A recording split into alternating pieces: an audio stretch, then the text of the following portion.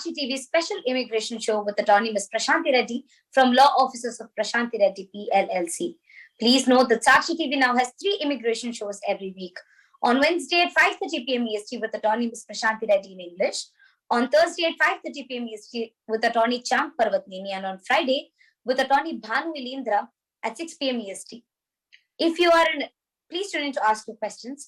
If you're an immigration attorney and would like to join our special shows, please email us at usa@sakshi.com or call 866-725-7441.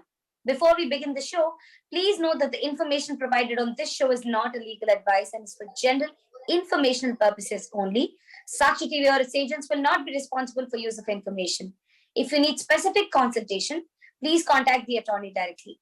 Ms. Reddy needs no introduction, but if you need consultation, please log on to reddyesq.com for contact information. And when you connect with them, don't forget to mention Sakshi TV. From the beginning, reddyesq.com has put a wealth of free information and online tools in the hands of immigrant community and for the benefit of US employers. The reddyesq.com site provides you with latest and cutting-edge information on US immigration law and policies, explained in terms you don't have to be a lawyer to understand.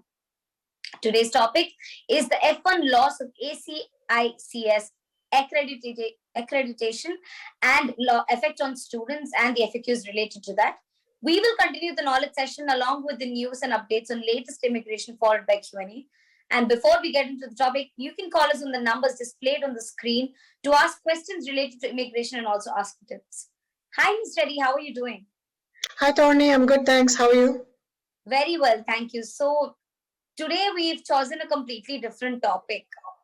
And it's actually one of the very few times that we've discussed F1.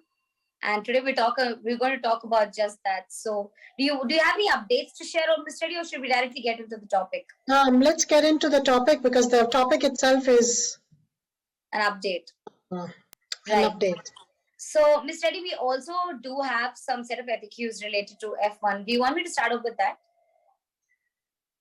Yeah. Right. So, the first one is, what is an I-20, Ms. Reddy, and how can a person get one?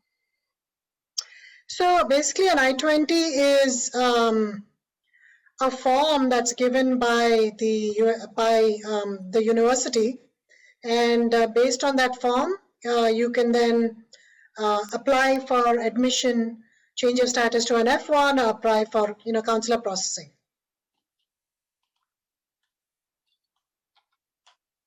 Right. And what is a CPT, Ms. Reddy? CPT is basically curricular practical training, and curricular practical training is usually given to a person, to a student who has completed. Actually, CPT is given while the person is still studying. So you have to have special permission from your designated student officer, the DSO, to get CPT. It has to be endorsed in that I-20 form that we just talked about. And once that is done, what happens is you're allowed to work while you're studying. While you're taking classes, you can also work as long as you maintain your full-time F1 status and take enough credits. You can work on a CPT or curricular practical training while you're studying full-time. Of course, the university or the college has to offer CPT, which means they have to be a program. They have to have a program via which they offer CPT, and CPT actually has credits. So they have to have a structure whereby the practical training is necessary to actually learn learn the theory. So say they have a course in developing and designing software or something like that. So that course might have a practical component to it, and that might require that you have practical experience in that particular software, and so you're allowed to take employment outside of the college campus, which is the only time that you actually can do that. Otherwise, you're allowed to only work for 20 hours on campus if you're a full-time F1 student. But if you have this special permission from your DSO, and if it is then endorsed in your I-20, you can work for an employer, provided that the work that you're doing, as I said, is related to the course that you're taking, and provided that CPT is an integral and essential part of the course that you're doing. So, there's some restrictions on it, but as long as those restrictions are met, anyone can, take CPT. There's a lot of controversy about CPT because some universities are offering day one CPT. Because what's happening is students are on an F1 and then they're trying to get a H1 and they're not able to.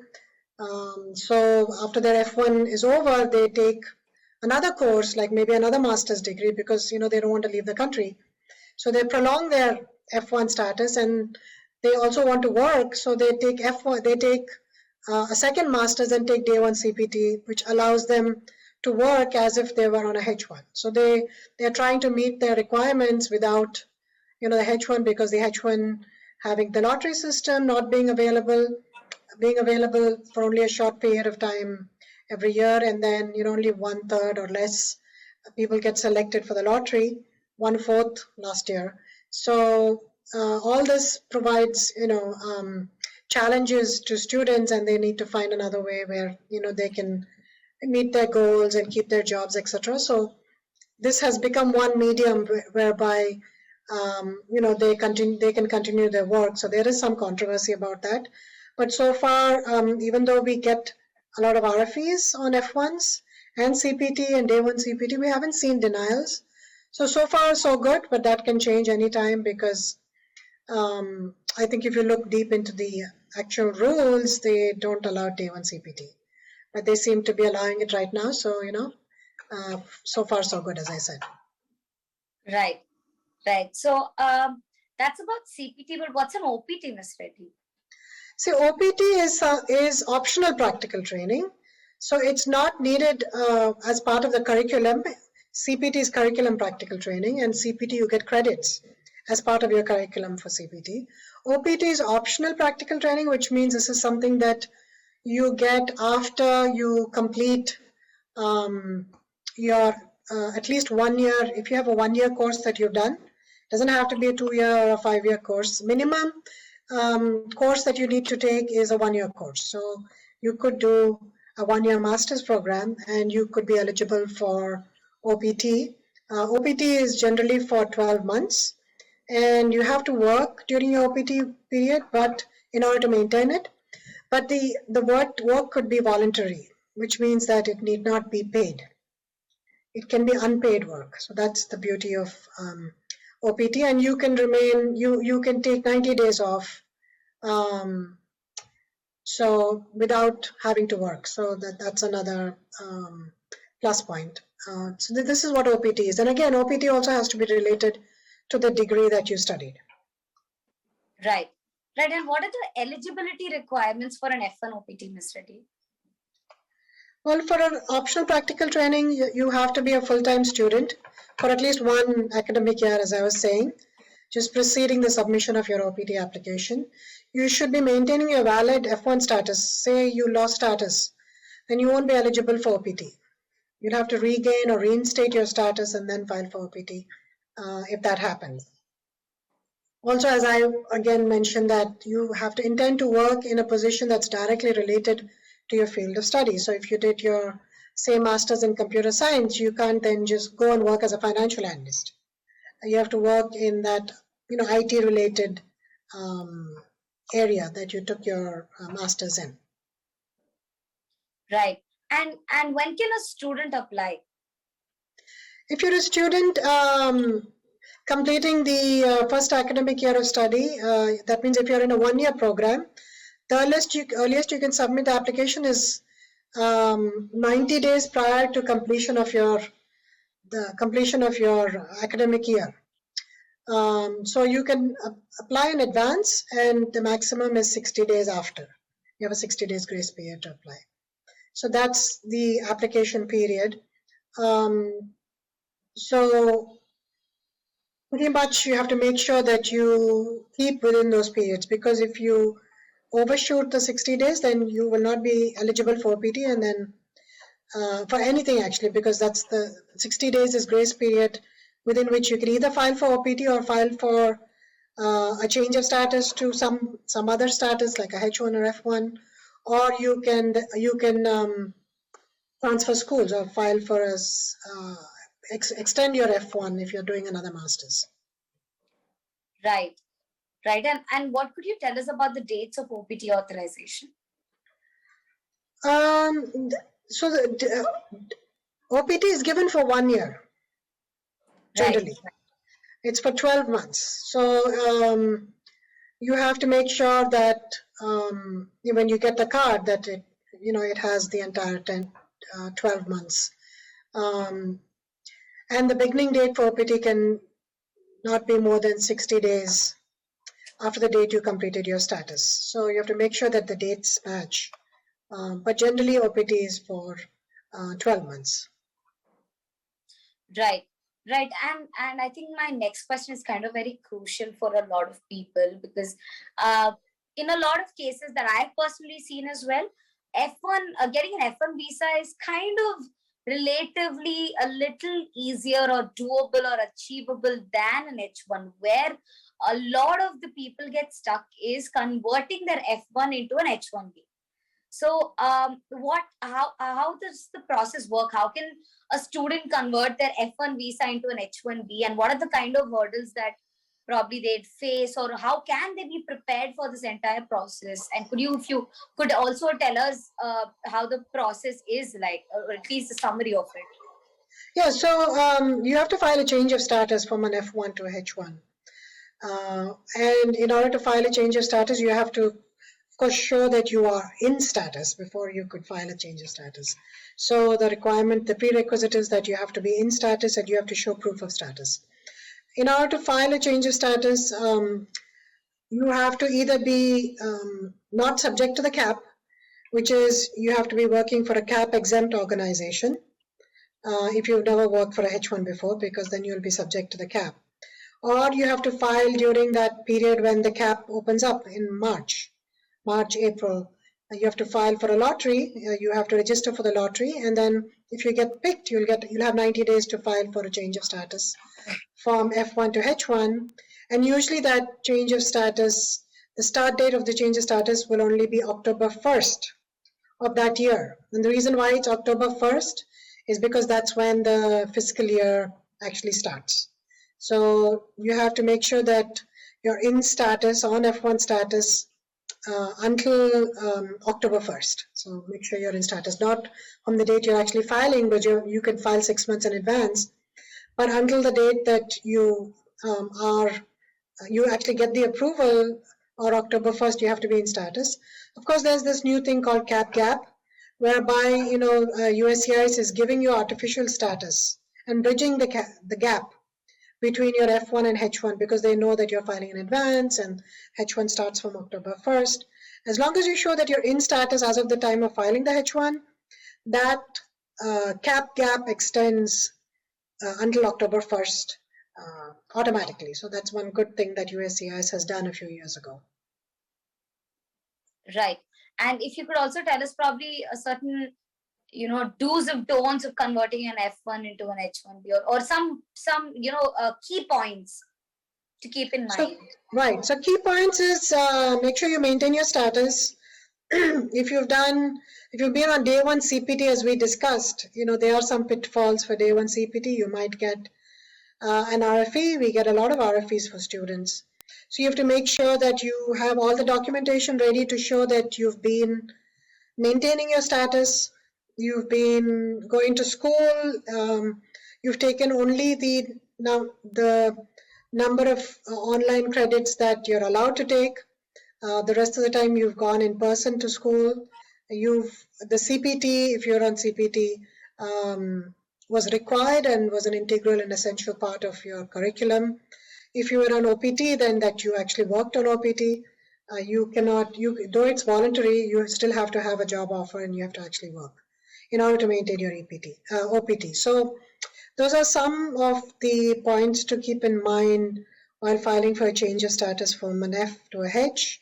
And the rest of, you have to also make sure that you qualify for the H, of course, that you have a degree that is related to the job and that the job requires a bachelor's degree in a specific field. Right. Right. And can a person get the H-1B stamp in USA itself, Ms. Reddy? No, you can't get a stamp. You can file a change of status from F to H and you can seamlessly work then on a H1 application. But if you want to get a visa, so a visa is different from status. If you want to get a visa which allows you to travel, a visa doesn't give you any status. It's the I-94, the change of status application, that gives you status. But if you were to travel in the future in order to come back, you would need a visa. And for that, you'd have to go, when you're traveling, the next time you travel, you have to go to the consulate, visit the consulate, and get a visa stamped in your passport and come in. Earlier, especially in extension situations, there was something called visa revalidation, where you actually didn't have to leave the country to get an extension of your visa, not a first-time visa, but an extension. You could send it to the Department of State, send your passport, and they would stamp the visa in the passport. That was a great rule that they had, and hopefully it'll come back at some point when they have the resources to do it. But as of now, in order to get a visa stamped, you have to go to the consulate in your home country, most probably. Right. And could you tell us what SEVIS is, Ms. Reddy? Yeah, so SEVIS is very important, and we keep hearing about it in connection with the F1. So United States implemented this SEVIS program, the Student and Exchange Visitor Information System. It's kind of like a portal. And universities issuing I-20s have to enter the students' information into the SEVIS database. And this information is then accessed by the consulates as well. So if your university does not enter your information in the database, your visa won't be issued. So the SEVIS has to always be kept updated.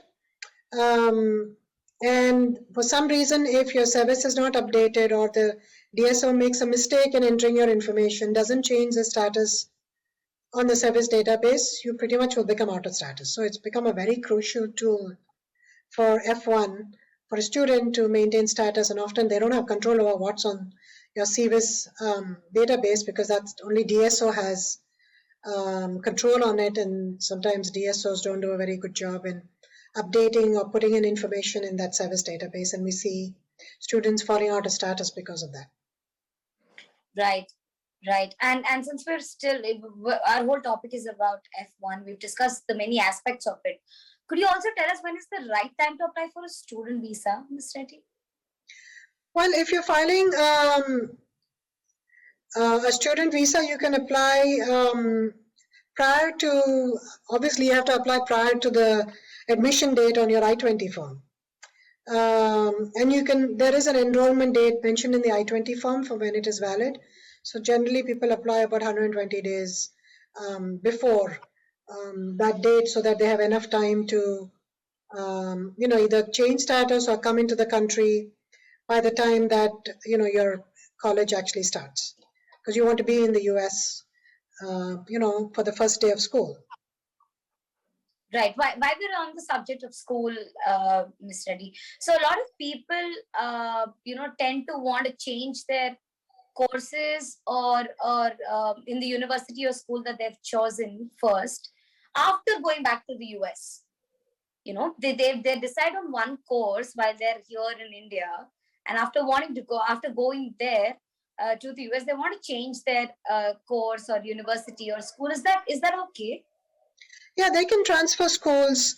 So what they need to do is get admission into another university and then have the SEVIS transferred to the other university, and they can transfer from one school to the other. So that is, it is allowed. Transfer of schools from one school to the other is allowed once the student comes here. But again, there are certain rules that have to be followed and certain regulations. So as long as they follow that, yes, one can transfer schools from one school to another. That shouldn't be a problem.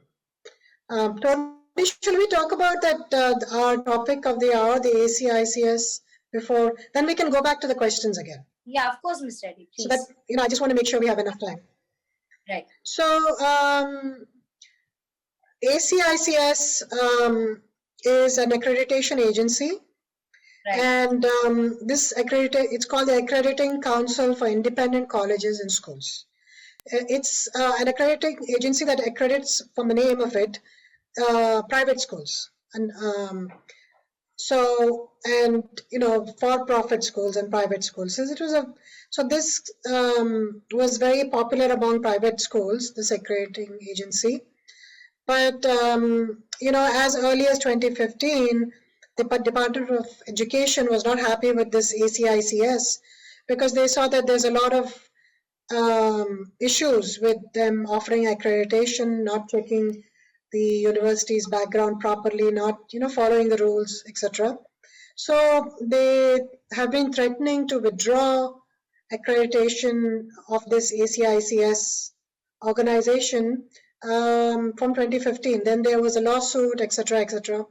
So now, as of August 19th, I believe, the US Department of Education has announced that it no longer recognizes ACICS as an accrediting agency. Now, how does this affect us and why should we care about it?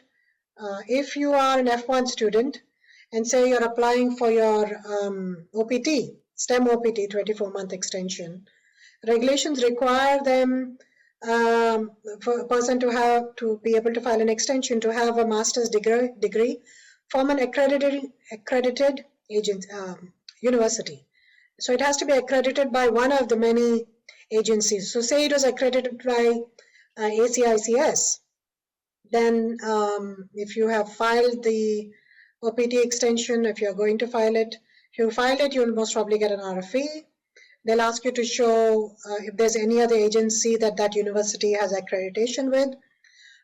If you have not filed it, most probably you won't be able to until that school actually applies and gets pre-accredited or accredited for one of the other agencies that are acceptable to the US Department of Education. So very important, a student can lose status, may not be able to apply for OPT if such an accreditation is not available. So SEVP has said that they will provide guidance to affected students. For students who have gone to those universities, they have said that they will send them letters, but I think if you're an F1 student, you should check the accreditation of your university, contact your DSO or go to their website and check, what agency they are accredited with. And if it is ACICS, then you have to plan on transferring schools. I believe you can do that in 60 days. Or if your university is applying for other accreditation and Department of Education is allowing them to continue, then you should be able to finish your course there. So that really depends. If ACICS, the school chooses to voluntarily withdraw its certification from ACICS, then a student who belongs to that school can then provide evidence that they're affiliated to a proper accreditation agency and then can continue with that school. Otherwise, they'll have to leave and file for a transfer of schools, etc. A lot of people file for a change of status to an F1 and they go to a language school. They go to a school to learn English language, and because this is an easiest admission to get, especially for people who are not qualified to do other things, get a technical degree or get a master's degree, they start with this. So those people, this ACICS has been an accreditation agency for these English language study programs. So these are the like Zoni, etc. So these are the institutions that are going to be affected. So if you did file a change of status, you will most probably receive an RFE. But as long as your degree, you've received your degree before August 19, 2022, or as long as the accreditation you filed before August 19, 2022, you should be fine, because they lost their accreditation only after that. So anything that happened before, you're fine, but if it happened after, then you will most probably get an RFE. They'll ask you to then show that the university that you're applying to is accredited. In the same way, the 24-month STEM OPT extension, so USCIS will issue, if you've already filed, USCIS will issue a denial to any student who's filed a 765 STEM OPT extension. If the STEM degree, that's the basis for the STEM OPT, was obtained accreditation from ACICS, and the student's DSO recommended the STEM OPT extension after August 19, 2022. So if they approved for STEM OPT on their I-20 after August 19, 2020, you will be affected. If it's before that, then as I said, at that time, since it was a valid accreditation agency, you should be fine. But after that, you will have a problem. There are other impacts also with the loss of ACICS. And one of them is, of course,